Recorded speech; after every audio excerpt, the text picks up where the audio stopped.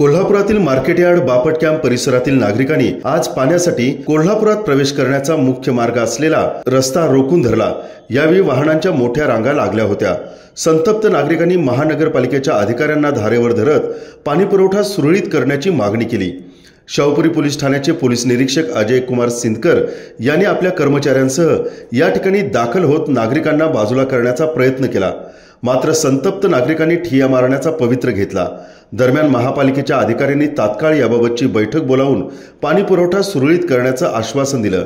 यानंतर पोलीस निरीक्षक सिंदकर यांनी नागरिकांना रस्त्यावरून बाजूला होण्याचं आवाहन केलं। दरम्यान अचानक या परिसरातील नागरिकांनी रस्त्यावर ठाण मांडल्याने दोन्ही बाजूला वाहनांच्या लांबच लांब रांगा लागल्या होत्या, त्यामुळे वाहतुकीची मोठी कोंडी निर्माण झाली होती।